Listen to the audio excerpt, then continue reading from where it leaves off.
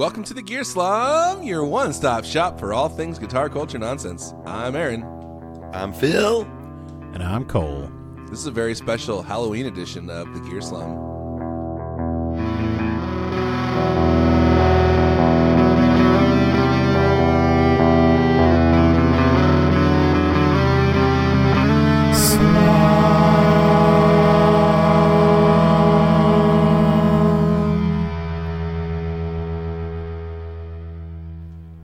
Today is Halloween. Are you scared? Are you afraid of the dark? Well, do you, punk? Do you like scary movies? Aaron, when is this episode going to be released? Halloween. But like what time? Like today, Halloween. The day of Halloween. When people are listening to it, is it like, is the sun up yet? Depends on when they listen to it. And where. They might listen to it in June of like 2025. Yeah, this might be a time capsule. We've had this conversation before. Yeah. Hello, everyone. I know you're trying listening. to shame me. I will not be shamed. I'm not trying to shame you. It's hard for Phil. It's hard for you to make fun of Aaron for what time he posts the episode, considering you've never edited or posted an episode. Okay, that's fair. That's episodes. fair. And that's why I'm not trying to shame him. Okay. It's all. Well, has it ever not come out on? I'm a man of the people. That it's supposed to come out. Let me ask you that. Yeah, it's Thursday. It's new episode day. Releases on Thursday. It's not new episode hour. Yeah. Listen. I'm because I'd be nah. Look, I get it. I understand. We've spoiled people because we usually release it like super early, which is like 10 p.m. on West Coast time, California PST. Standard Time. Which is Aaron, like 1 a.m. So everyone is used to seeing it when they wake up. Yes. Let me draw a comparison here. But it doesn't always happen. And that should not be the expectation that you put on me. Although it's fine, I get it. Let me draw a comparison here that will bring to light how much I respect and love you and how much I despise our viewers. Okay. Okay. So, as a new teacher, the first essay that I get it back assigned really fast. I was like, I want to be awesome. I'm an awesome new teacher. I'm going to like impress everyone, all my superiors, by collecting this on Friday and giving all 108 essays back on Monday morning. Ooh. Yeah. I didn't do anything all weekend but great essays. Yeah. I gave them their essays back. No kid said anything. They just took their essays back. Yeah. Because they don't care. A few weeks later, I assigned another essay. Yep. On Friday. Exactly where this is going. And on Monday, they're like, where the hell's our essay? Yeah. And I was like, you guys, I tried to grade all of them, and I just couldn't get through them, so, it's going to take me a little bit longer. I'm really sorry. And they're like, well, what the hell? You gave it back last time on Monday? And it was then that I realized. Students really talk to you like that. That's probably not a great thing. And it was then that I realized. Mr. Eisenhower? It was then that I realized I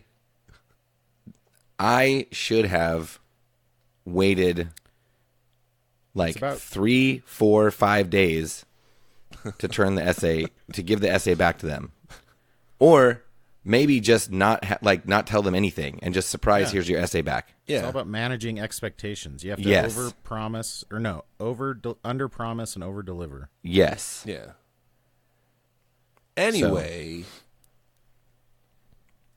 Oh, sorry. Is this boring to you, Aaron? No, I'm just kidding. All of that anyway, to say so the that end you of guys Angels in need the to Outfield. Get off of my butt. Accept the episode for what it is, when it is. I'll tell you what the real problem is, if you want to know. Alcohol? The problem is MTV's. No, the problem is it all comes down to MTV's schedule, right? So I do like a church program on Wednesday nights from about 6 to 7, like 5 to 7 ish. I get home about 7:30. I want to eat. Do you have a something. a DVR of any kind? Yes, I do. Okay. I eat something, but at 9 o'clock, the challenge comes on, and it's an hour and a half long. Oh my god, that's how long that show is. And I'm obsessed with it. No, and I you wait can't till DVR it. I wait till like 9:30. Yeah, so you're DVR. To start it. so that I don't have to watch the commercials. But it still doesn't end until like 10:30. Yeah. And then I'm like, I'll just do it in the morning. So it sounds like there's a good window between eating something So here's the crazy and thing. starting the challenge. I could just do it not Wednesday night. Well, there's that too. Like, remember when you were a kid and you would, like, you'd feel guilty for procrastinating everything you did? Yeah. And you're like, oh, man, when I'm a grown-up, I will have overcome this. And it's like, no. Because we usually record on Saturday. So, for example, last week's episode that was up a little bit late had been recorded almost 2 weeks prior to that. Yeah. And ready to edit for 2 weeks. And It had been mostly edited. I just had to go put the ads in. A lot of good that does us. But I agree. All I'm saying is, like, I remember if it's between like me rushing myself to get the episode done and me enjoying the challenge, I'm going to enjoy the challenge. I remember one incident where I was in Paris working, and I got to the job site and found out there was an issue with the episode. So it was like the morning over there. So somebody who was downloading it at like midnight or something posted about it. And I was like freaking out trying to get it fixed. And then I realized, like, what am I doing? I'm halfway around the world and also working for my actual job that I get paid for. And I'm more worried about this stupid podcast. Like, if it didn't get up till tomorrow, then that would be 100% fine. Or never. That's like, funny. If we just skipped it. Which we've never done, by the way. Which we never have in 176 episodes. Which is crazy. But that was like a very Not only have we never skipped an episode, but I'm almost positive that nothing's ever been more than 20. Like, it's been less than 24 hours late. No, we've never missed Thursday. It's never missed. Yeah, exactly. It's always been. It's been on Thursday. It's always been on Thursday. Sometime on Thursday. Yes. Yes. You're trying. I know everybody wants to believe. That. I know everybody wants to believe that it's Thursday at midnight. Are we? Does it sound like we're complaining? Because we're not really complaining. But the crazy thing was, I'm complaining about the epiphany for me wasn't necessarily. I'm complaining about Aaron watching the challenge. Dude, it's so good. It wasn't necessarily that I should be less worried or stressed about the podcast. It was that I should be more worried and stressed about my job. I care about my job so little that this tiny hiccup in my free hobby podcast and my hobby has me in a not a great thing. Oh man, that's good stuff. That's when you're like, I'm like lying to my coworker that's there with me, like, I have to go to the bathroom, and I'm like sitting in the bathroom with my laptop sitting like on the toilet tank, like frantically trying to fix the podcast. Is that really what was happening? Are you like manspreading on the toilet, like reverse style? No, I wasn't. Exactly. That was Jesse or AC Slatering the toilet. Yeah. AC Slatering the toilet. No, that's how you sit on. That's how you sit on bidets. Like, true. Yeah, no. Like, not. Sure. That isn't what it.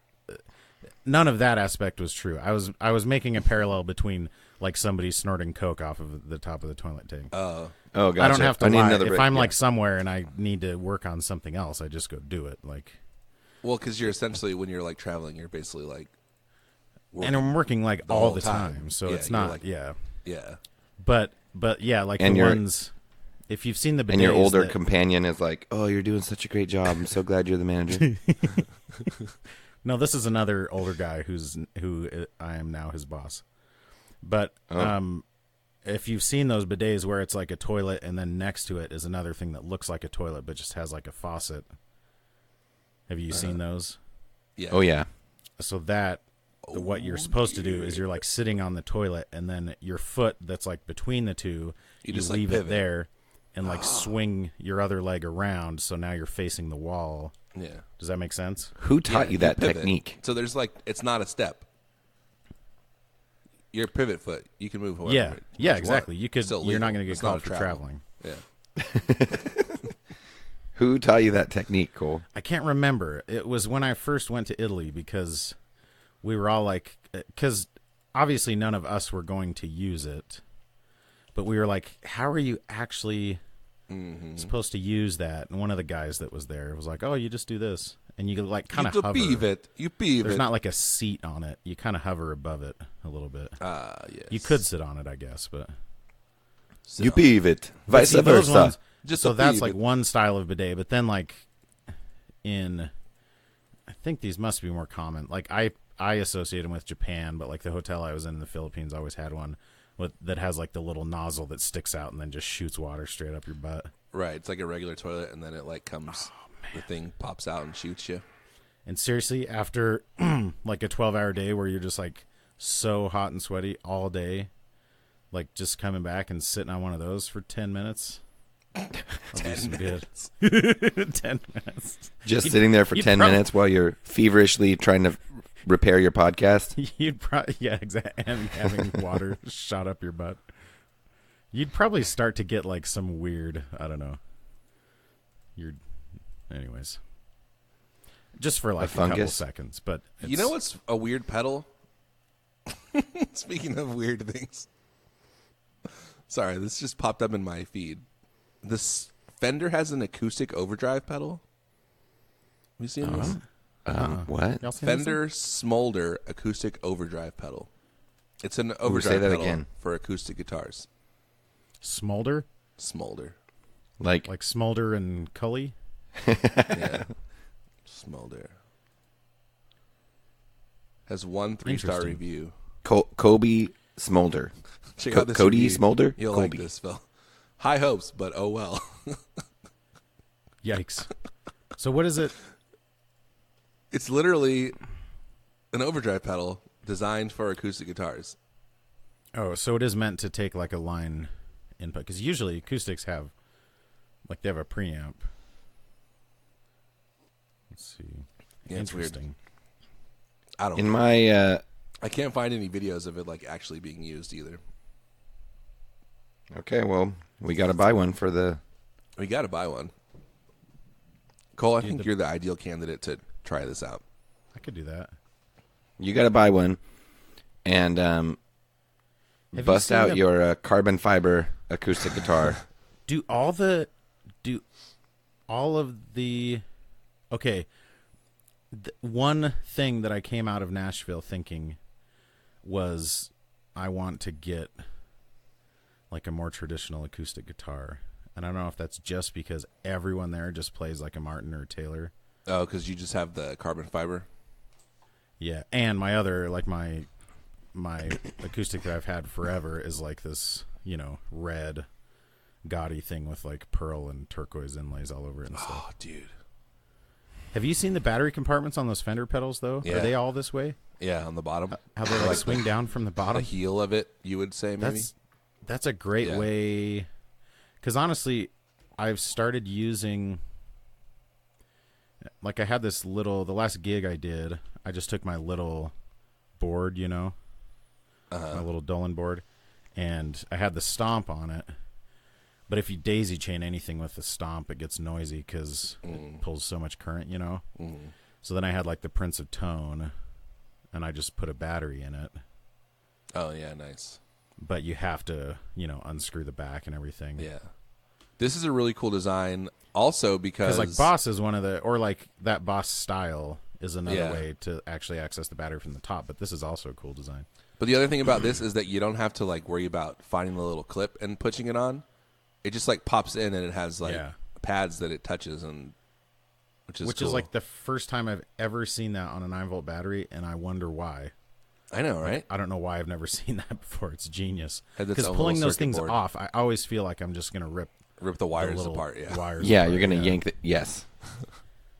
And you see a ton of them that are broken, so it's not like an unrealistic fear. Yeah. Yeah, totally. Well, you could have used this for your Guess That Pedal review, Phil, but now you can't. High hopes, but oh well. There's one review. Yeah, this is on Sweetwater. And then he goes, so I guess I keep it, but not for the reason I had hoped. I don't know. No, because he likes it like as a preamp, but not the overdrive like part. What was that TC one? Body Res? You remember that one? Yeah. I had a friend who had one, and it sounded cool. There's so many, like we were shamed. We were publicly shamed for how little we know about a lot of bass gear. Yeah. But I'm sure there's a lot of areas of the gear by world, one person. Yeah, who's also a terrible person. Oh, snap. I can't. Who was it? Co that it was probably Co. Yeah. Suck it. I wonder if there's like this whole other, like there's got to be whole worlds of acoustic guitar that we just never see. Yeah, Right. for sure. Like I wonder what most of those people use. Like if everyone just uses like a Voice Live Play acoustic, or they're all in like LR bags. I've seen a lot of LR bags like around. Actually, when I used to do acoustic stuff, yes, that is what they would use, like the K&K Mini preamp, which is like these little body sensors on the underside of the guitar, and then a lot of them would have like LR bags, Anthem, the floor units. Well, they have the floor units too, with like their preamp compressor and everything. Yeah. Did I tell you guys that one of the first times I played at my last church that I showed up with one of the, I think it was the LR bags, one of the floor ones. And the sound guy goes, "Are you trying to insult me?" And I was like, "What?" And he goes, "You showing up with this, you're telling me that I can't do my job. That's what you're telling me." That's so, man. And I was like, and then he's like, "I'm just messing around." But like, but I was like, "Wait, what? What?" And then I realized, oh yeah, I guess. Because all that stuff can be done at the board. Yes, that's what that but was. Here's the point. thing, though. Like, you know what you want your guitar to sound like, and that's what you're giving him, and then he can do whatever he wants with it. Yeah. Right, and then but exactly. I'm sure there and then are it's plenty like, of sound guys who feel that way. But that would be like a sound guy like getting mad at you for EQing your amp before he. Yeah, that's true. Like, why are you doing that? I can do that here. I can do that in post. Yeah. Like, shut up. I want to hear some of Andy's stories about working with annoying other sound guys and like artists and stuff. Yeah, we'll have him on next time. Yeah. We should do that. We should have him say like, as a name names. stories from front of house. Oh, we should haunted go eat. Front of house. Wait, in front of the house, behind haunted the scenes. house. No, we go behind the scenes in the front of house. We do it. It'd be like comedians in cars getting coffee, but we do like something. I don't know what the first word would be, but eating pho and talking faux, like FOH, front of house. So we just go and get some pho and we'll talk just get about ramen instead.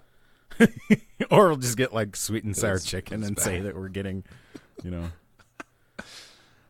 I have this idea. Here's what we should do at NAMM. We should take all our money that we have in our PayPal account, take it to Guitar Center, buy a bunch of stuff, and then just play it and then return it. Oh, pull a fill? Yeah. Yeah, call it pulling a fill. Ew, that sounds... Just kidding. We should not do that. I'm on board with that title. Oh, the title. That sounds... Not going to happen, folks. Not going to happen. Speaking of going places, Cole, you just went a place, right? Tell us about the place you went. That was a good transition.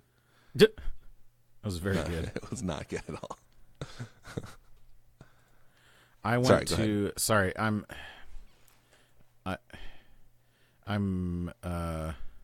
to log into my PayPal account and I was like, hey, we noticed a bunch of weird activities, so you have to redo all your crap and stuff. So, okay. I went to Nashville and it was freaking rad. And I'll give you just a little overview of all the stuff I did. And then you can ask me questions and then we'll have an intermission. And we'll come back and there'll be a slideshow. Okay. The first thing I did as soon as we got in, we drove directly to the Grand Ole Opry. Ever heard of it? No. Oh, it's like this. Just kidding. This place. But it's funny because it's still like a radio. They do it multiple. They don't do it every night, but it's like Wednesday. Maybe they do it every night. I don't know. They still do it multiple nights a week, every week, and they've been doing it since like the 1920s. Yes, the Grand Ole Opera. Who's like the main host guy? It's not the Grand Ole Opera, Aaron. Is he dead? It's not. It's Grand Ole Opry. Opry. Yeah, it's Opry. Isn't it opera? But I get it. I'm going to murder you. No, I'm sure nobody associated with it is still alive because, like I said, it started 100 years ago. Well, I know, but like, there's like and it was not started by infants. My parents went like maybe 10 or 15 years ago, and there's like the MC who's like been the radio MC for like a really long time. Like walked up to the front, like he was. My parents were in the front row, and he walked up and just lifted the leg of his pants and just put his boot down in front of them, and they were like these like totally like bedazzled cowboy boots. And he just lifted it up. He just put it in front of him and just lifted the leg of his pants. Just like this freaking baller move. And my dad was like, it was the most arrogant and awesome thing he'd ever seen. and he's earned that arrogance. You know? Yes, exactly. In that world. Right, totally. When else could he do that? Yeah, exactly. So that was cool. The acts were kind of okay. So, have you guys ever heard of Ray Stevens? Yeah, the like comedy, right? Yeah, yeah, exactly. I didn't know Ray Stevens. I didn't recognize his name, and he came out and they started it by saying, "Oh, he was just inducted into the Country Music Hall of Fame, like a week or two. Like the new inductions just happened, I think, this year at any rate." And he looks just like kind of this old-timey country guy. And the first song he sang was like this traditional, like I'm not going to pretend everything I know. Is beautiful. No. Oh. It was like a cover. Again, I don't know much about country music, but country music is like very like covering classic songs is very like common. Standards and stuff. Yeah. And so it was like this very like probably sweet, especially in that traditional, kind of, especially there. Like environment. And then he sang this song that's basically all about like this creep guy who calls this woman on the phone and is basically stalking her and making like inappropriate comments to her. And then the next one is called The Streak, which is one of his famous songs. And it's about this streaker, and he's yelling at one point one of the lyrics is the streaker bent over and showed her his brown eye. Oh my gosh. A man said this at the Grand Ole Opry in front of a whole bunch of octogenarian white people, Yeah, mostly old people. Yeah, all old people. And they were just they loved it. Up. They were just eating that brown eye right up. Dude, old people love that kind of thing. Trust me. So I remember like hearing this when I was a kid, like not that song, but Guitar Zen. Do you remember that one? Did you play that too? No. That's the other thing about it, because there's so many artists that each one only plays like 3 songs. Right. Oh, yeah. And it's kind of this thing where like people get invited to perform there, but then there's also members. It's like I don't know. It's almost like a professional organization in any other profession, and I don't think any of the performers get paid. And so it's kind of this idea that when you're up and coming, they invite you, and that's where you might kind of get your big break. And then once you're bigger, you come back there to sort of give back to the community type of thing. Yeah, but I'm sure like playing there is really good. I mean, I don't know, but it might be good for totally. like they're probably agents and industry people in the audience too. Oh, totally. No, it's great for those people. Like, if like freaking Dolly Parton or someone goes and plays there, obviously that's not helping their career. She's doing them a favor. But they're kind of giving back or whatever. Yeah. But yeah, it was a ton of fun. It's probably similar to like a really prestigious comedy club or something where like people get like, you're on the list and then you get to do it when you're up and coming, and then someone like Jerry Seinfeld will come back and do a set or whatever. Yes. Yeah. Yes. So who were the most famous people? Ray Stevens that played that night. I think Little Big Town is probably the most well known. They're pretty big. They were the last band to play. And life is a highway. Is that Little Big Town? That's not Little Big Town. Oh, is it? No, they sing that. What hurts the most? No, that's not that. No, being so close. They was driving. Dang it! I wish I remembered. Oh, they had that Girl Crush song. I wish I remembered how Goodbye Earl started because I wanted to sing that. Stacy's mom has got it going on. They do. Goodbye Earl is good, dude. I love the Dixie Chicks. They're way good. Especially their album "Long Way Round." So good. So that was that night. We got this Airbnb. I'm gonna give most people way more detail than they want because a lot of people don't want any detail. And they don't have to listen. It was called Tennessee Whiskey, which is this song. Well, there's a song by Chris Stapleton called Tennessee Whiskey, and he looks exactly like Daniel Tyack. So there's like this big Mary and Wanda were the best of friends all through their high school days. I remembered. Sorry. Did you actually remember it, or did you look it up? I looked it up and then I remembered the melody. You jerk. I would have respected you more for interrupting me if you actually spontaneously remembered it. That's one of my favorite Me First songs too. Yes, it's very good. And sorry. It had the place had like this huge, like those faux oil paintings. They're just like prints, but they have some kind of shellac on it's like textured and stuff too. Yeah. Yeah. Just like Chris Stapleton's face. And it looked and I was like, "Oh, there's a picture of Daniel Tyack on the wall." That's funny. So we went to the Country Music Hall of Fame. That was really cool. The log was there, which a lot of people. The log. There was like a couple, that guitar, yeah. The log. It was like the first electric guitar that Les Paul built. Yeah. And there was like a couple other like electric guitar-ish things that had been built before that, but a lot of people kind of consider that the first. It's the first one that resembled sort of a modern electric guitar. And it was just a log of wood, and then he cut the sides off of a hollow body Gibson and just like screwed them onto the sides just so it would look like a normal guitar. Yeah, because it's really just like a plank. Yeah, it's just a plank basically. It's like a 4x4. So it's kind of like a lap steel almost with just normal action or whatever. Yeah, probably. I mean, just looks wise, I'm sure it doesn't function that way, but so the country it was one of those things where like I've never been of the opinion that country music, like when you ask someone what kind of music they like and they say I like everything but country, that's like the most boring opinion you can possibly have. Yeah. I've never been like into country, but for the last couple of years, especially because my neighbor, he's into like all kinds of music, but I've ended up going to a bunch of these country shows and stuff. I've been getting more into it, but it made me want to get more into it. And it made me realize how little I know about like the history of country music, which is pretty fascinating.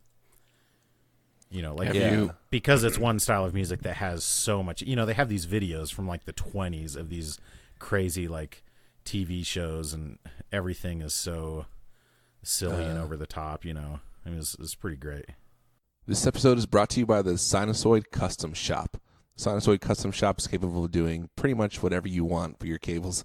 They can make cool like tech flex combinations. They can make right angle on one end and a noiseless jack on the other end. They can do pretty much whatever you want. They got their speaker cables in there. They also have a really cool builder. You go on the website. You can design whatever you want. If you want a snake to put all your stuff in a loom together, you can do that there. If you want something wild out of the box, send them an email. They can do it. They do all kinds of crazy stuff all the time. And if you join our Patreon, you get a special discount for anything you buy from Sinusoid, including the custom shop. So tell them we sent you. You won't regret it. Sinusoid.com. Have you watched any of the... No. Sorry to cut you off, but the Ken Burns thing? Right. Yeah. Have you? No. I've heard that it's really good and that it's not really that much about the music. like specifically as much as like the culture around the music. I heard that they deliberately avoid. I mean, obviously. I mean, well, not obviously. He deliberately avoids talking about racism. Like it's all kind of, got like a. That's interesting. I mean, a happy sheen over it. I get why you would do that. Like because you're just trying to make a especially totally because they're trying to make it for the widest audience possible. That's true, but I'm just surprised. Ken Burns usually is not afraid of. Yeah, that's what I was thinking too. Yeah, totally. Well, and it's so obvious. Like, I mean, it's kind of weird that in the last 2 years, last year, you guys probably don't remember this, but I was in Williamsburg, Virginia for Halloween. And then this year I went to Tennessee. So it's like I'm trying to visit all of the old, heavy southern slave states, basically. Mm-hmm. And when you go to these, I'm not really, but that is what you could take away from that. And when you go to a lot of these things, like we went and toured this plantation, and when we were in Williamsburg, you tour a lot of like the early sites, and America only succeeded because of slavery. Like the only reason they were an economic power, the only reason they were able to win wars is because of slavery. And nobody, like you can tell which places want to whitewash that more than others, because some places don't talk about it at all. Yeah. It's actually interesting. This one that we toured this time is called Belle Meade, and our tour guide actually talked about it quite a bit and how life, like how the plantation changed after the abolition of slavery, and she was like, like half the slaves stuck around, but it's to keep working there afterwards, but it's not because they were necessarily well treated. It's just because they didn't have really any other options, and kind of delved into it more. Where some of the sites we went to in Williamsburg just wanted to like not even mention that, Yeah, that's crazy. It's just like it seems like you would want to talk about it because like if you don't talk about it, that makes you seem like more. Totally. So it's like if you talk about it, everyone knows that you didn't own slaves. It's not like it reflects poorly on you. But when you don't talk about it, then it does reflect poorly on you because it's like, well, why are you hiding it? Like, why do you have something to hide? It's the same thing. Like if you're going to make a documentary about Michael Jackson and just like never mention all the allegations against him, like that would be that would make you seem crazier than if you just mentioned him in a neutral light or whatever. Yeah. Right. It's wild. So, I do want to watch that, and that was like everywhere. Like every shop you went in had like a little display where you could buy. I honestly don't know exactly what they were selling. Part of it, they were selling like CDs that had soundtracks, but maybe they were selling like the whole thing on DVD or something. It was like this big display, So probably both. Anyways, yeah. So that was fun. We went to a Predators game, which was awesome. Sick. There was not a couple interesting things about the game. There wasn't a single penalty until there was 8 minutes left in the third period. Really? Which is kind of wild. So was it a really quick game then? It didn't feel that quick. No, because there were still a lot of stoppages, and there'd be like everyone was getting kind of chippy and everything, but there were never any penalties. I think they just weren't calling much. And then, but like right at the end of the game, they were down. They pulled their goalie, so Nashville again. You can fast forward this part. Was Nashville? They lost. No, they won. So Nashville's up 3-0. Oh yeah. And with like 5 minutes left, they were playing. And who are Minnesota. they playing?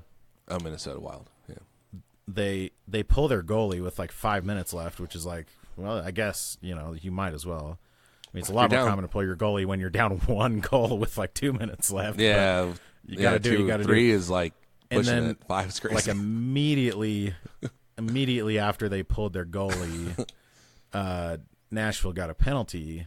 So then they put their goalie back in, and now still had an advantage because it was 5-on-4, And then like 30 seconds later, Nashville scored a shorthanded goal, and the goalie was so pissed. It was just hilarious that like, oh, you guys were gonna pull your goalie and try to win, and then you just got scored on shorthanded. Dude, do you remember like maybe 3 or 4 years ago in the playoffs when I forget who they were playing, but Minnesota was like facing elimination, and they were down 2 goals, and they pulled their goalie, and they scored 2 goals in like the last 23 seconds. Like, insane. That was so crazy. But the same thing happens in football, where like for some reason you're winning an entire game, and then the team that's behind gets desperate at the end. And then the defense just like loses their minds. And it's like if they had just played normal defense, they wouldn't have lost. But instead they like, oh, they pulled their goalie. Now let's start going crazy. And yeah, that's pretty great. So that was fun. And we went to an escape room. Have you guys done one of those? Have not. Man, it was so freaking fun. My main concern going into it is that everybody would hate me afterwards because you guys know my personality. You just panic when the doors are locked. You just start like screaming. Exactly. Like squealing. I would describe it as a squeal. It was like the movie Saw. Like you instantly were like, okay, I guess I have to murder everyone here so I can get out. Exactly. So, and give me that hacksaw. And I guess at least I'm self-aware enough to recognize that like I talk a lot, and I didn't want to go into it and just like bulldoze everybody and try to solve everything myself, you know? Sure. So I was trying not to, but then it's like you add on the fact that it's like these logic puzzles and math and stuff, and it's like I know I'm better at that stuff than anyone else on the planet, and I'm humble about it too. So, but it was just as fun as I hoped. Oh, but going into it, there was 2 great things. The Dark Side of the Moon was playing when we first went in, like Time, you know that song. And yeah, I was talking to the guy behind the counter, and he's like, "Yeah, I just listen to Pink Floyd every day when I'm here." And then this group of like frat bros that are probably there for a bachelor party, like 6 of them come in, and one of the guys is like, "Oh man, I love Grateful Dead," and he's like, "Oh, it's Pink Floyd." He's like, "Oh yeah, The Wall," and he's like, "No, Dark Side of the Moon." And I was like, man, I'm glad I'm not in that guy's crew. The freaking know-it-all that doesn't know anything. I wish he would have like played it off, been like, yeah, I know, but I'm just saying, I like Grateful Dead. I just like to tell people that. Oh man.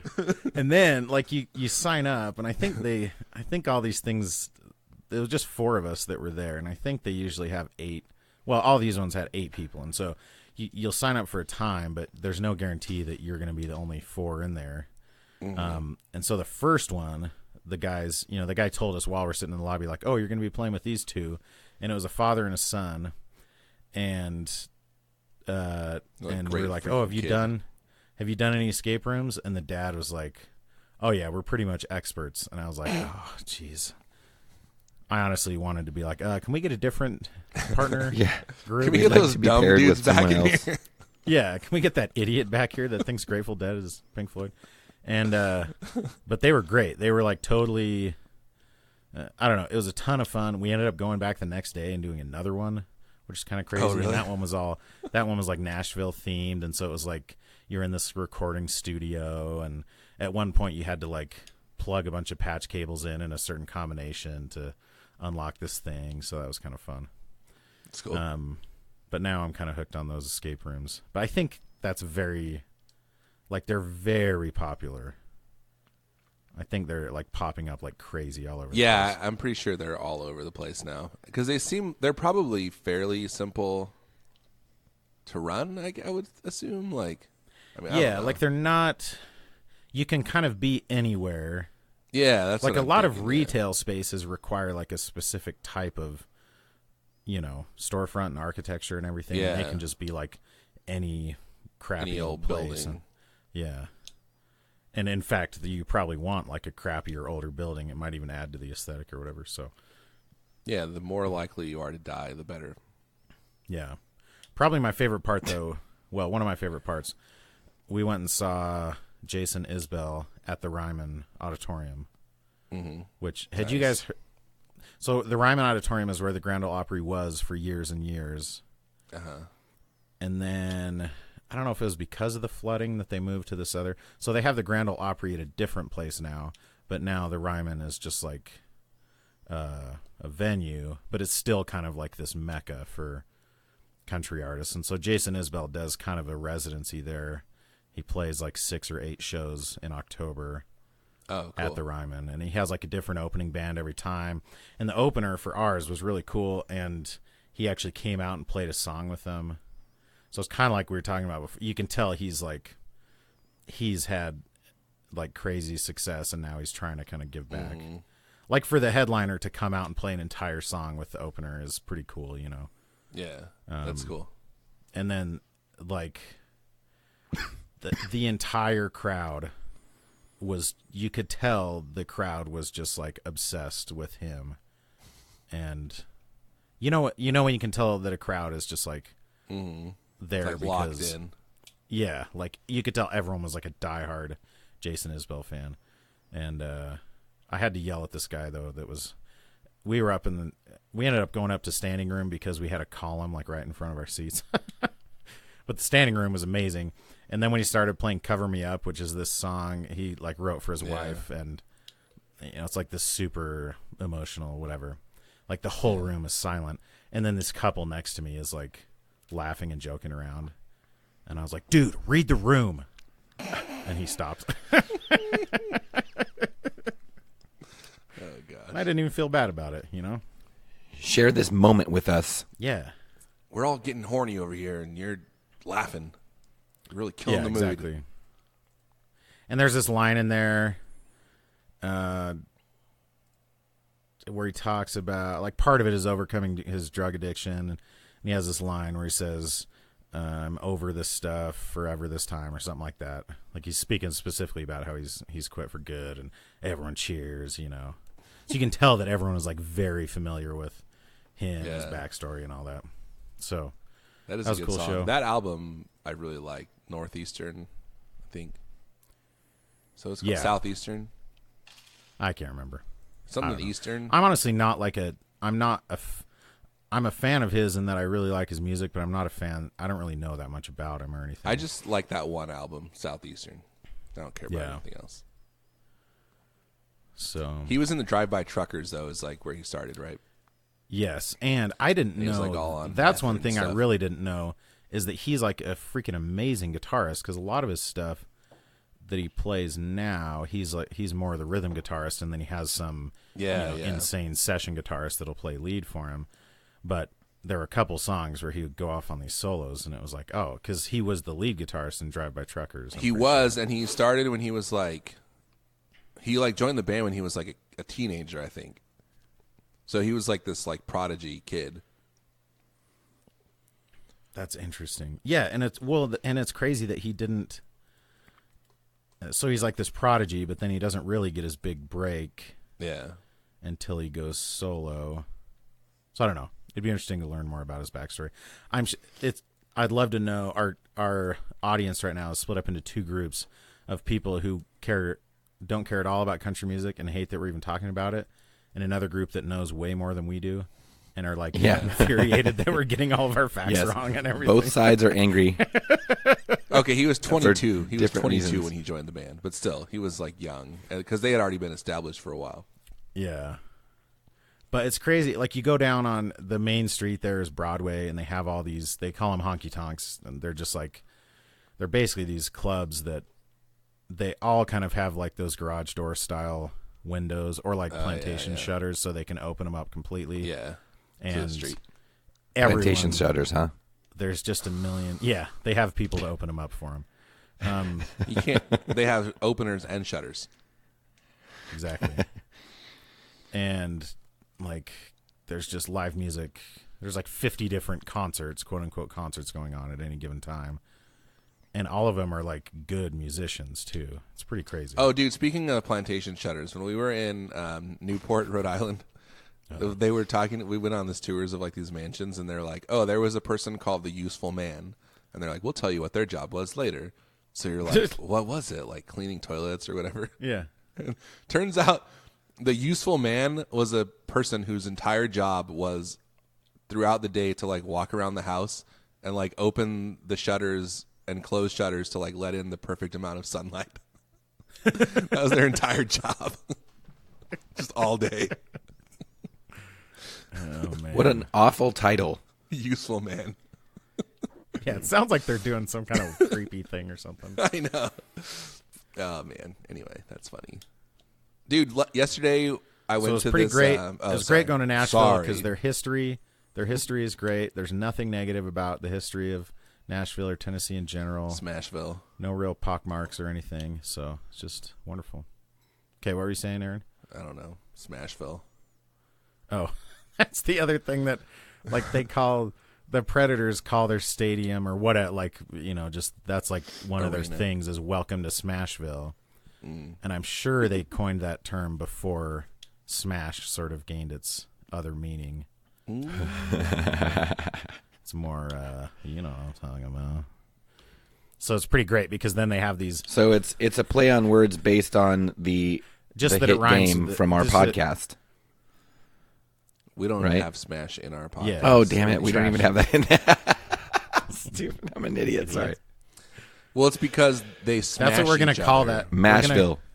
Yeah, it's because they smash each other and it rhymes with Nashville, obviously. But we should change the name of your game to like "Welcome to Smashville" or something. They should call it Nashville, but like with a G, Ganache. Oh yeah, because they got those big 'Cause old that is- teeth. because it is like Mashing. that's like a big. And actually, it was pretty cool that the jumbotron, has like 4 sides on it, but then it has like these little, like between the 4 sides, it has like these little triangle shaped screens that are shaped Yeah. like the saber tooth teeth. Oh, actually, I guess Nash is the name of their mascot, which is funny. With a G. Yeah, Yeah. clever. That's a great name. But so like between both periods, they crowned a mayor of Nashville or a mayor of Smashville, and both times it was like this woman who was clearly there for a bachelorette party and was kind of like That's funny. scantily clad. So to have like on the jumbotron, have this girl up there and say mayor of Smashville underneath, I just thought it was really funny. So You think women can't be mayors? yeah, like a towns. woman in politics. Come on, in Tennessee, give me a break. Yeah, not in Tennessee, bro. Yeah, it's not California. Freaking hippies. Yeah, it's not California. That's right. Nothing is California. California is so good.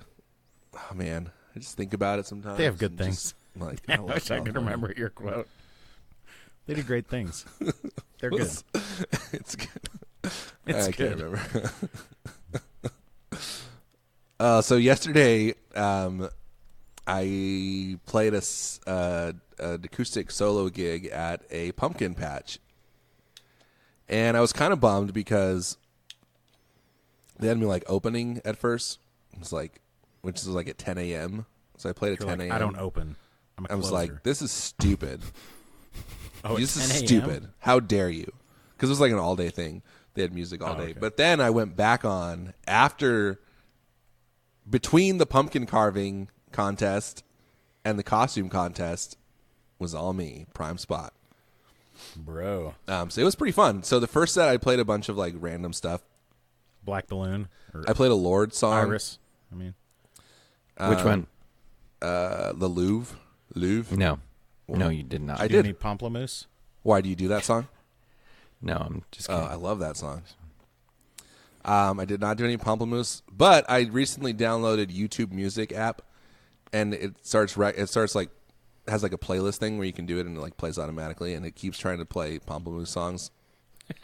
You're like, dang it. It's connected to Like, my I only YouTube. looked those up to make fun of them. Quit recommending them. So I have to like keep thumbs downing them. Yeah. Or you click on the little thing and say, I'm not interested in this. But the problem is, Mr. Pomplamoose is like on the YouTube board, so he's like, nope, Oh, yeah. Oh, he is. you're getting care it no matter what. So the first set was like whatever. It was like there was not that many people there. There was people like milling around, but it was still kind of early. But then second set, I was like, I'm gonna play all country songs. It's a pumpkin patch. People Yeah, walk dude. around in freaking boots. So I played Belt a bunch buckle. I played like some Johnny Cash. I played some Willie Nelson, some Chris Christopherson, just like old country stuff, and then like a couple recent stuff, and people loved it. It was fun. I was like, I should start a country band. I'm a little bit country. Well, you're a little bit rock and roll, though. That's the problem. It is a problem. Country music, like, It was really fun. I loved it. That was my main takeaway, is that I want to learn more about country and find more country music that I like. Because played some Hank. I think growing up in the 90s, like popular country music was so terrible. Yeah. Or like popular in the sense that like the videos that were getting played on MTV and stuff was so terrible it made a lot of people just think they hated all country music, you know. Yes, yeah. I do know. You know what I'm saying. You guys know what I'm saying? I know what you're saying. Okay. Thank you. I also added to my repertoire this Elton John song called "This Train Don't Stop There Anymore." You know that song? Yeah, dude. I love that song. So That's I like way made it good. into this acoustic thing. Dude. It's pretty fun. Did you do Tiny Dancer? No. Tony Danza. Tiny Danza? Tony Danza. Dude. Hold me closer, Tony Danza. Hold me closer, Tony Danza. What if there was like, you know how there's like that band that's all little people for Kiss, and what are they? I can't remember what they're called. Never But if there was like a Tony Danza, you know, like guy, Oh, that would my like, gosh. I think it was called Tiny Danza. That could work, couldn't it? It could.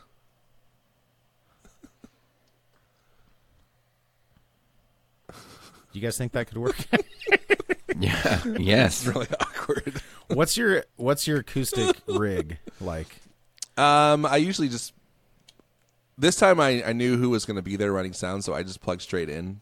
But I usually take like a reverb and some kind of like compressor if I have one. Okay. But I don't do much. My guitar, the pickup that I have is it's not the Anthem, it's the LR Bags I-Beam, Yeah. which sounds really good. It sounds really natural. yeah. So I usually just don't worry about it too much, but And what kind of guitar do you have? it's an Epiphone Dove. Oh, nice. I wanted to take the Katana and mess with the acoustic stuff, but I didn't have time to really play with it ahead of time. Oh, yeah. So I didn't, but And like for an outdoor, yeah.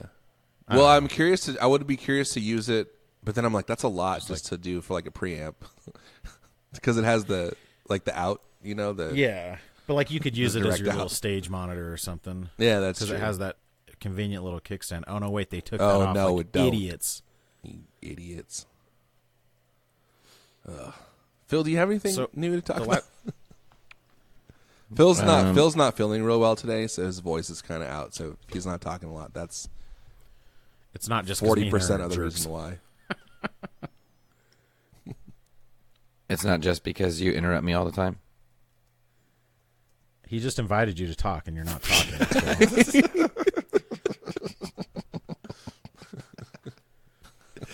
Phil, talk. Say something funny. Phil, say something funny. Something funny. If I was standing in a room with Hitler and Bin Laden, and I had a gun, and Toby, and I had a gun with 2 bullets, I'd shoot Toby twice. That's funny. Oh, man. Poor Toby. Oh, I was watching deleted scenes.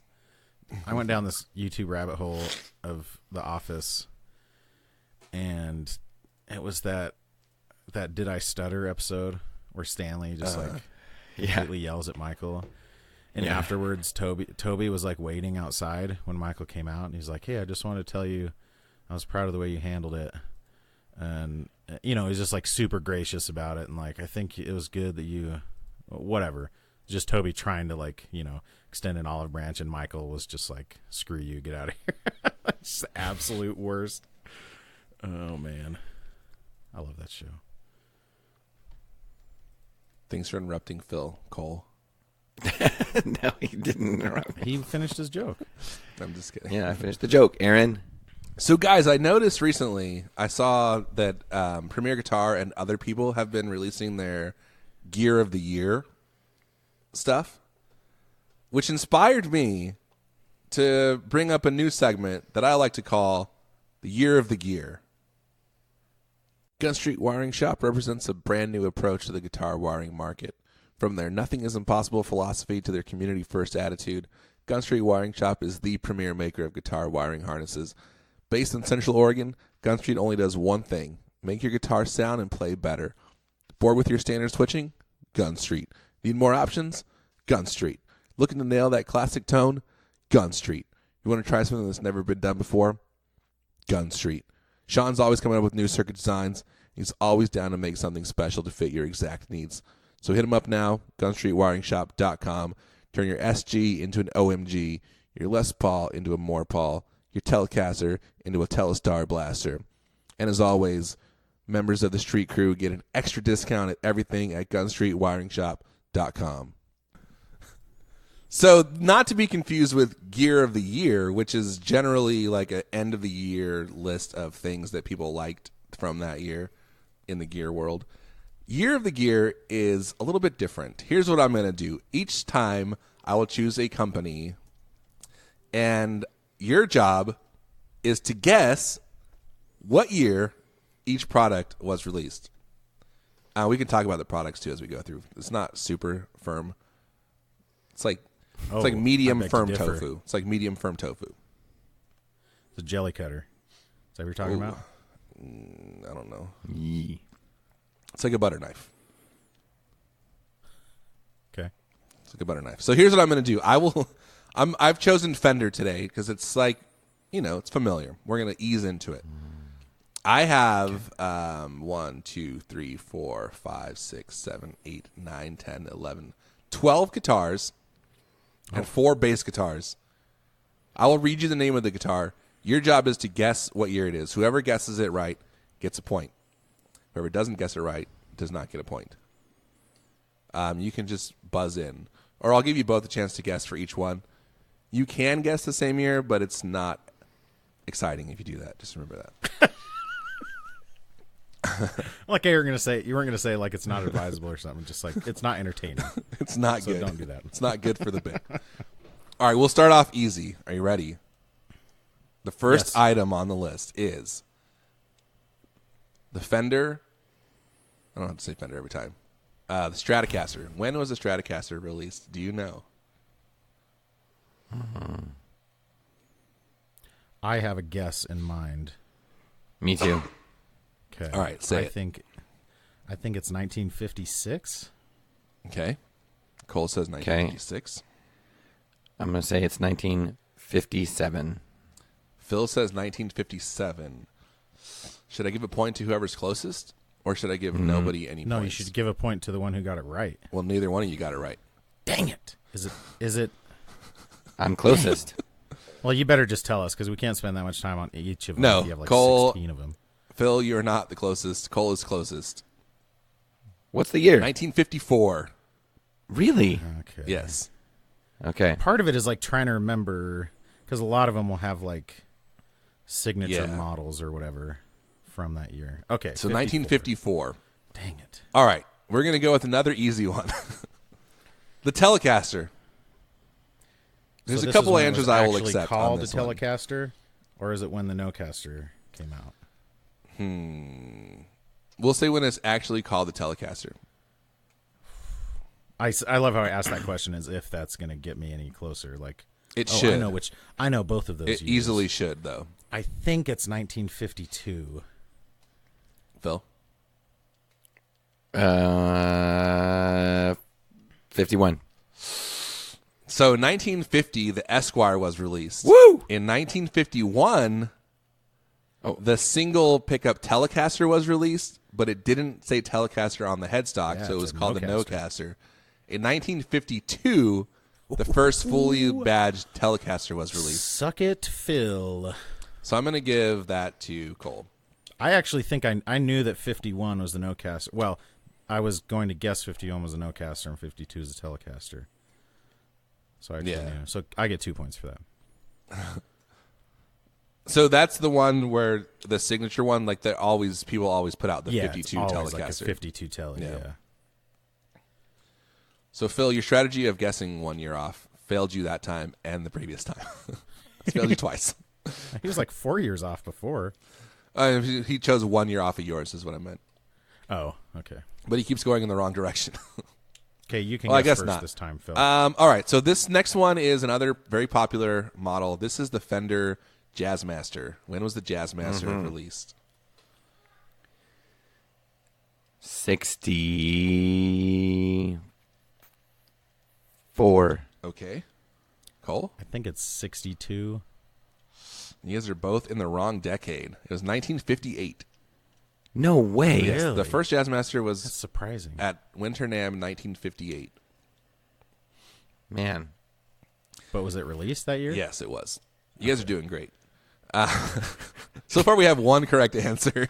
I mean, guessing the exact year is not easy. So Cole gets that one. Also. Luckily, it's only getting easy. Luckily, it's only getting easier from here. Right? Yeah. So the next one is the Jaguar, Fender Jaguar. When was the Jag released? I'll give you a hint. It's the most recent of all the ones you've had so far. 62. Okay. 60. The correct answer is, one of you guys nailed this, 1962. Yes. Phil's on the board. Phil's got a point. Cole has 1 full point and 2 half points. So 2 points. Who do you think you are? I am. So it's 2-1. What? What is that from? Oh crap! It's that video where that dude, Who is the it bowler, oh yeah. Who do you he think bowls. you are? I am. He It's says like a bunch the of weirdest insane trash talk.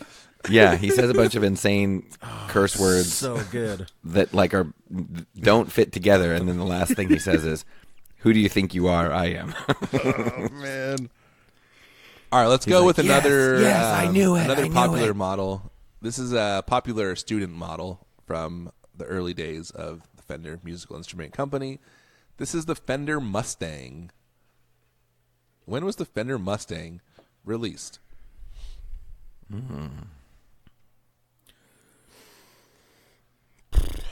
63. Okay, Cole 64. says 63. Phil says 64. The correct answer is 1964. Phil tied it up. It's 2-2. Here's a tough one. Guess what? Go Guess ahead. what movement I'm doing with my body right now? Are you punching yourself in the face? Do that. That's what I want to do. And then punch yourself in the wiener. You guys remember that movie Beethoven about the dog? Nope. Oh, you mean Beethoven? What? I said it weird, huh? Beethoven. That's actually where I used to go. It's actually where I used to go buy worms when I was going fishing. The Beethoven. Beethoven. Remember Beethoven? Beethoven. Oh, it's called Beethoven. Sausages. Sorry, I was wrong. Beethoven when Beto Beethoven. Beto O'Rourke Hoven. Beto Horven. Beto Horven O'Rourke. That's really hard to say. Crap. Apparently. When the bullies are picking on the kid, and he's like, Beethoven, come. Beethoven, sit. And he does, like, he listens to commands, and then he goes, Beethoven, bite this guy in the wiener. Okay. And I'd like to point out that all 3 times you just said Beethoven, you said it in the same weird That's way. how you I said say it. Beethoven. That is weird. I'm sorry. Beethoven. Beethoven. That's not how you say it. Beethoven. Do you guys know Beethoven. anyone who says thanks instead of thanks? Yeah, your mom. It drives me insane. I know, that's why I hate her. Sorry, Okay. Mrs. Duke. Do a Sonic. Beethoven. Thank Nope. Look at this. Pronunciation submitted. Oh, that's Perth, Australia. Never mind. Yeah, but like let's just go from having been on the earth for 40 years. Pronunciation Beethoven. Beethoven. That's what we've been saying. That's what I've been saying. No. Yes. Go watch the movie, Aaron. They say the name like 100 times and nobody says it the way you're saying it. That should be a clue right there. Because they get to choose how their dog's name is pronounced. So amazing. Just like D'Addario gets to choose how his name is pronounced. I know how it's pronounced. I just say it weird. Get off my case. Wait. That's like the guy, like you're being like the guy, like, oh, I knew it was Pink Floyd. I just like to talk about Grateful Dead. So we're talking about a difference between expressive and receptive language, Aaron? I don't know what you're talking about. your receptive language, you hear what we're saying, but you can't make the sounds that way. Yes. You can't express them. It's not a pronunciation problem. It's a speech problem. I need a therapy. So in a sense, Aaron, we are handicapped. performing a hate crime against you. Yes. I'm differently abled Okay. when it comes to speech. I'm not able to say Beethoven without thinking about it. Or sausages, remember? Or sausages, Hello? apparently. Yeah, sausages. Sorry, I was listening to a video that says how to say Beethoven. And it says You just said it right. I Good know. job. It says Beethoven. That's what they say in the video. Beethoven. No, they don't. Except you don't pause though. Go look at the I don't video. pause. Beethoven. Beethoven. You don't need to pause. You just Another say good Beethoven. video that shows Beethoven. the pronunciation is the movie that you were just referencing, in which they The say 93 hundreds of the times. 93-minute long movie and the Yeah. 3 sequels. Dude. All right. Beethoven. Fight this How guy. did they in the never ring. do? How did they never do like a 6th or a 9th? Aren't those Beethoven's famous Beethoven's 9th Ooh. symphony? That would be awesome. Skip the Yeah. Skip just, number pretend, 2. Pretend they happened. Yeah, that's good. Oh, that's even better. Like All have right, the plot, Bronco, like, start, the Fender like- Bronco. When was the Fender Bronco released? Let's see if you know this one. This is all just going to be luck. It is. I mean, it's like That's why it's fun. in the 60s, right? Okay, maybe. 67. Okay, Cole says 67. Phil? I'm going to say 66. Phil says 66. Cole nailed it. 1967, the Fender Bronco was released. I knew that one. It's 3-2. All right, this is an easy one. This is the Fender Duosonic. When was the Duosonic released? I will tell you this is not an easy one, and it will surprise you. So, Guys, check it out. 1969. you say 69? Okay. Phil? Get it? Yeah. And like duo Sonic. Get it? Yeah. I get Like it. this, like the dirty thing. We get it. You guys know what I'm talking about? We Like get that it. dirty, Phil? like that dirty thing. Cole says 69. Like that Phil adult, says the adult thing. 19. The thing only adults do. 19. Thing that 19. some people think other adults do. 19. Phil? 19. I'm sorry, Mr. and Mrs. 19 Duke. what? Phil? Or are you going 1800s? Or do you think it was released in the 20s, 2000s? 2000s, or in the 20? 1800s? 1970. Oh, you went the wrong direction. It was 1956. Whoa, wait, what? Yes, the Duosonic was actually the third in the list of all these guitars. It was it was released before the Mustang, before the Jazzmaster. Wait, is the Duo... Duosonic's the like super Duosonic- short scale, Yeah. right? But like 22. the body is... Yeah. It's similar look to the It Mustang. looks like yeah. it looks like a Mustang body. Okay. But I will Is it say- a Mustang body? I'm not 100% confident in these dates, but I'm pretty confident. But I did get them all from Wikipedia, so just Oh my keep god, that in mind. good enough. Yeah. I think Is it... that's a disclaimer on all of our facts. If they're on Wikipedia, then we take them as facts. The Duosonic. Oh, even on Music Radar, 1956. 1956, the Duosonic.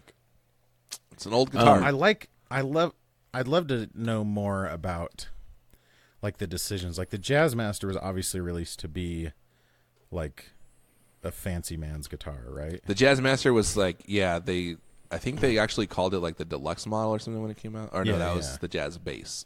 Oh, Like dang. I'd like to know some of the Ignore that. reasoning Pretend I behind- didn't say that.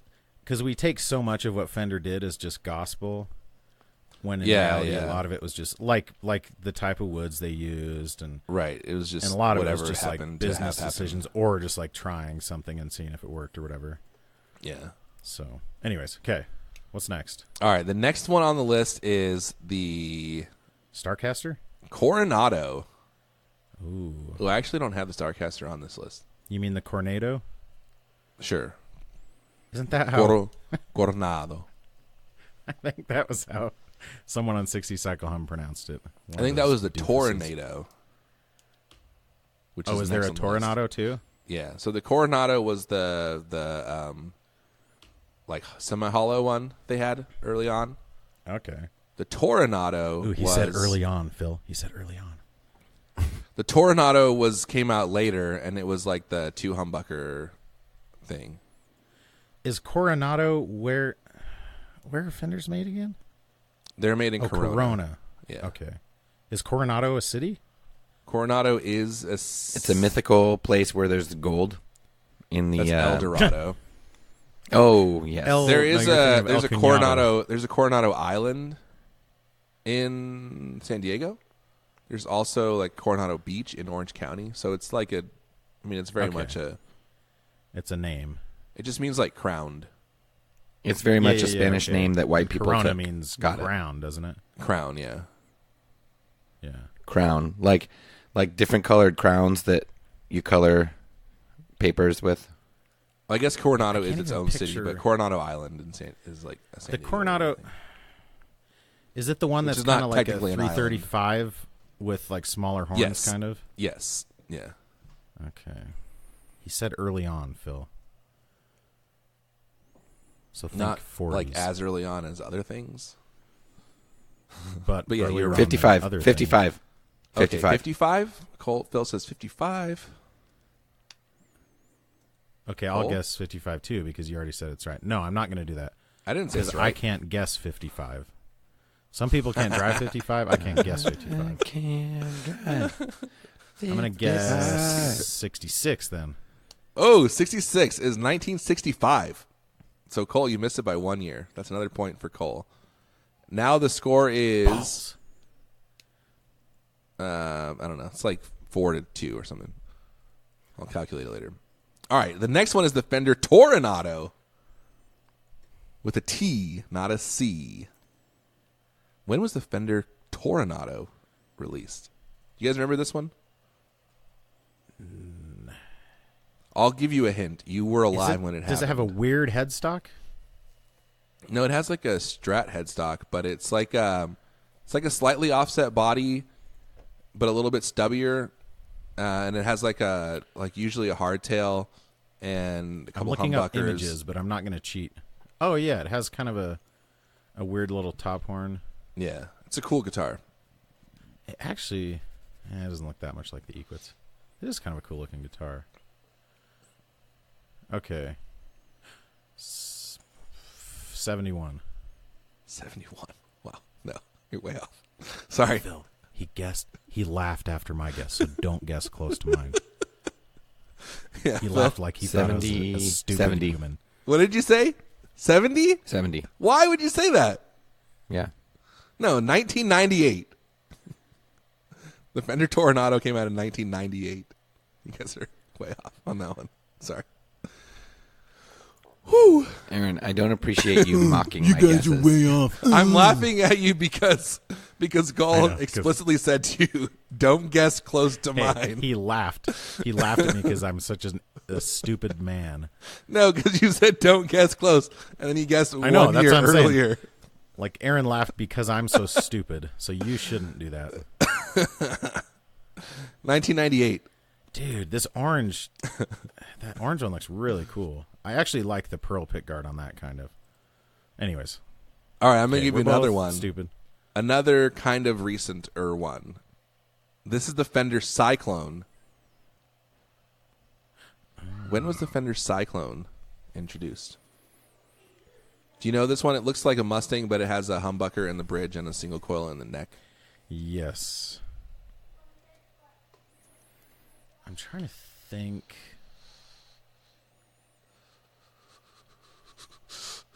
It was kind of similar to one of those alternate universe ones, wasn't it? Well, they make a model in the new Offset series Or that one is of the basically this. Okay.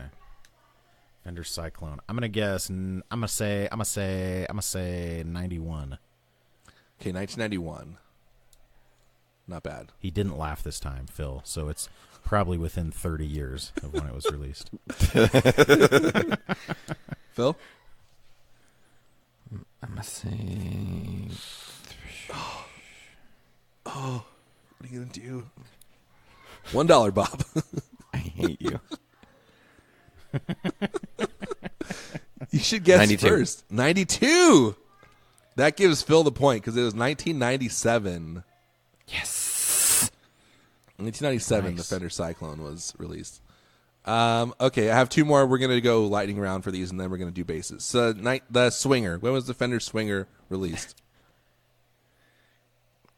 Well, the movie There's a movie was, called I think, Fender, 94. There's a movie Yeah, it was called a tie-in. Fender It was Swinger. a tie-in with the movie. Fender Swinger is... 94. Okay, Phil says 94. 86. Cole says 86. Guys, now is the time for the dirty 86 joke. guys. It was released in 1969. Ooh, guys, though, you get it though? It's like Swinger. that dirty. That dirty All right, thing last that one. The Fender Katana. Seriously. Katana. No, seriously. Katana. Some people do. Seriously, though, Katana. guys. Fender Katana. Katana. Oh, dude, didn't you get one of those? The Fender Katana. Dude, can you... Is you this the believe first? Is this the V1, the Mark they 1? released the guitar called the Swinger in 1969? Dude, that is pretty good. And you know, Leo's like lol lol lol lol lol. More like Lolo Fender. It's like am I right? Rofel. Raffle. He's like raffle mowing all over this piece. Raffle Mao. He's raffle mowing at this. Mao, Mao, Mao. Raffle, Mao, Mao, Mao. Raffle Mao Zedong. Is that a thing? Could that be a thing? That's my Okay, favorite Ninja Turtle was Raffle Mao. Tornado. What is it? Did you give us another one? Katana. Oh. Have you seen this one? This is a crazy guitar. Does it have like really long? No. So I'm thinking of I'll like explain it to you. Like the the Fender, Iceman.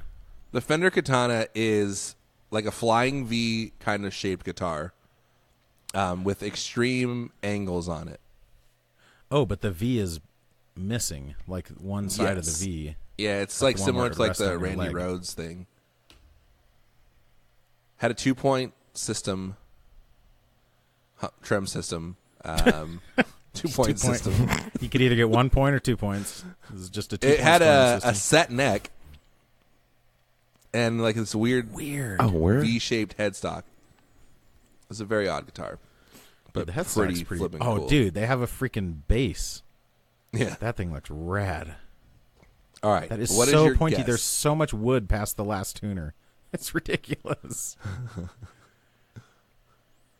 19. Oh, on the bass there is. Yeah, 1982. Okay, 1982. You're locked in. That's the year Phil graduated from high school. That's the year I was exhumed from my mother's vagina. That's the year I was conceived. That's so gross. That's the year I was born. Exhumed. That's the year I was born. Ooh. Exhumed, Phil. he said. Yeah. Make a guess. Please get this right. Okay. Let me tell you I'm gonna this. go with- I will cry for 1,985 hours if you get this wrong. Good. Phil, I feel like if we add those numbers, I'm still in escape room mode. Okay, so we have 1, 9, 8, and 5. The 19th president was Woodrow Wilson. Fran Tarkenton. Tarpington. President Tarpington. I'm going to go with 2013. I'm gonna say Really? All right. Phil says 2013. The correct answer is 1985. Okay, start crying. So Cole gets that point. yeah. Start crying. Let's see those waterworks. Not Cry, gonna- Aaron. I Cry. meant like total in my life. Not right away in succession. No. How many Our times have you viewers cried in your life, demand do you them think? now. Let's say I don't know. since the age of 16. Since the age of 16, like 50 maybe? Jeez, I don't know. Man, you It's guys like a suck. heart I of cry all the stone. time. I mean, I probably like a heart of stone. I probably cry like 10 to 12 times a year maybe. Once or twice a month. I don't know. Once a month, It depends on what you mean by every- cry. every Like, 28 days. Are you Yeah, talking like exactly. a hard cry or just like kind I'll of get like choked up got misty at movies eyed, sometimes.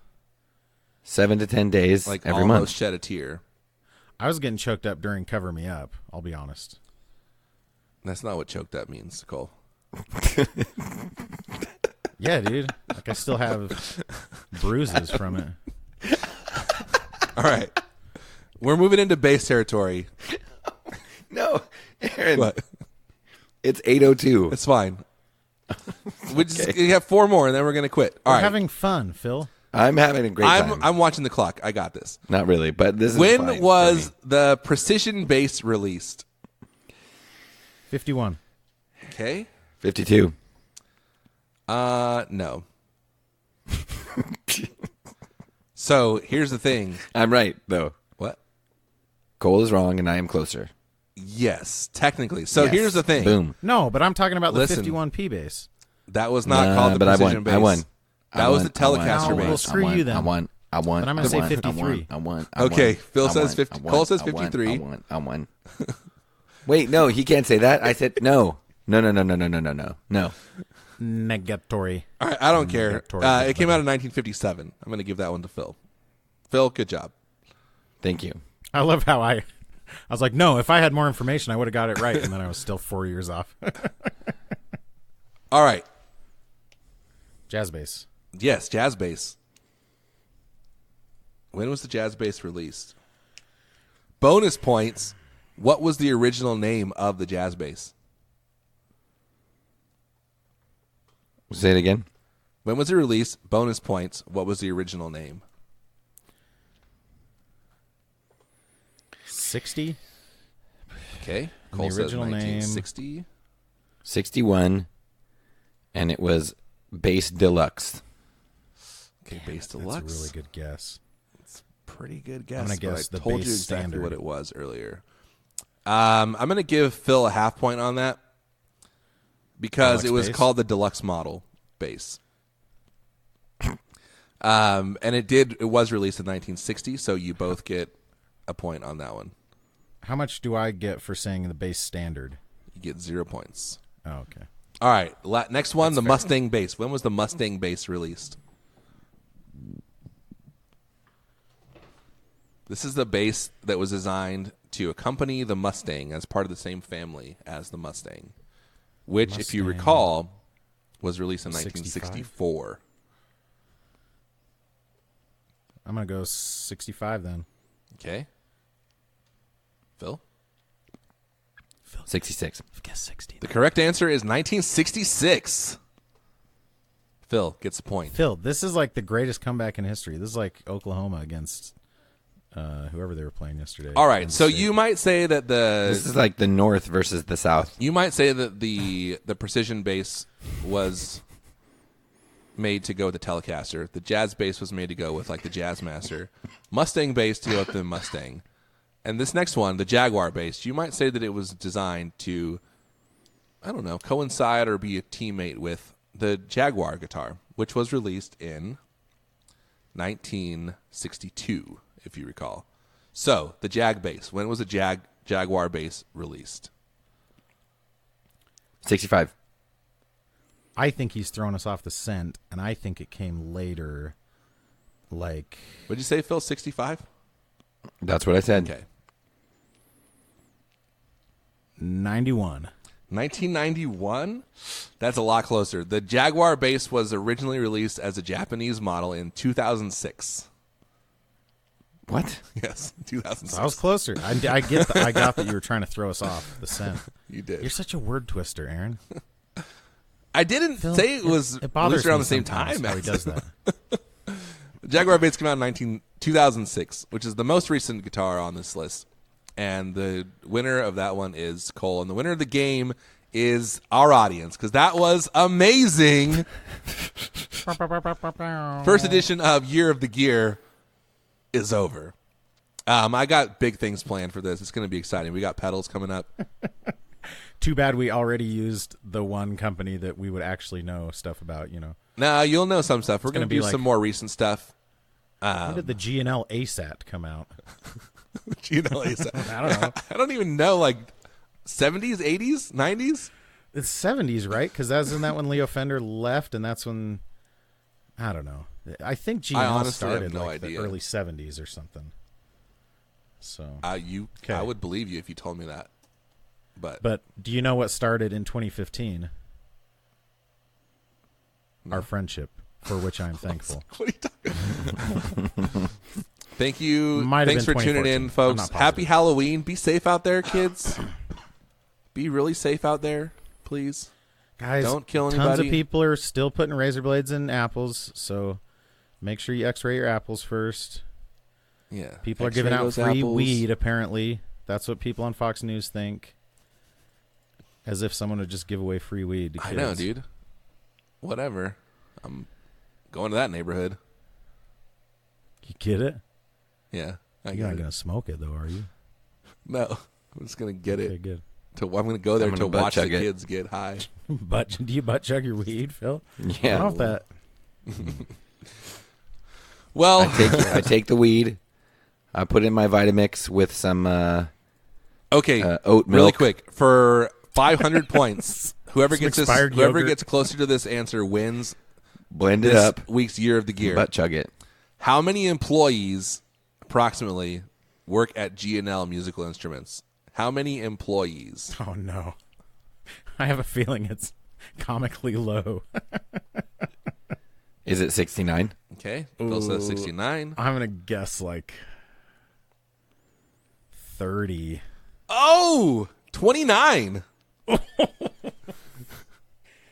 Cole wins the game. Okay, but my guess had one of the correct numbers in it, and Cole's guess didn't have any of the correct numbers That's in it. true. So your guess That's has true. both of the correct numbers, if you know what I'm talking That's about. true. You guys, your filth is really bumming me out now. So I'm going to end this episode and say, folks, thanks for listening. Thanks for enduring the filth of Phil and Cole. It's faux filth. It's They're faux. real heartfelt Thanks filth for enduring from the filth. their soul filth. Enduring the Filth is my favorite Metallica album. During the filth? Enduring the filth. Enduring the Filth. No, that's my Cradle of Filth cover band. Philth. Enduring the filth. Is that I how it's like it. spelled? Guys, Is check that out our yeah. Patreon page at patreon.com/thegearslum. Give us some money. If you want us to do like specific cool things, let us know so we can know exactly what to ignore. Don't let us know unless you give us money. We don't care about your opinion. If you want to get in our secret tiny group of insiders and Where there's at politicians, least one post a month. then you can do that by giving us money. Also, by giving us money, you make us like you a little bit more, and you make us happy to know you, and you make us have more money to do things like NAMM and Year of the Gear. Year of the Gear was free, but there's no such thing as a free lunch, folks. So happy Halloween. Thanks for listening. Thanks for friendship. What is happening? I love you. Thanks for friendship. Thanks for friendship. Thanks for friendship. Thanks Man, Jack, Thanks for friendship.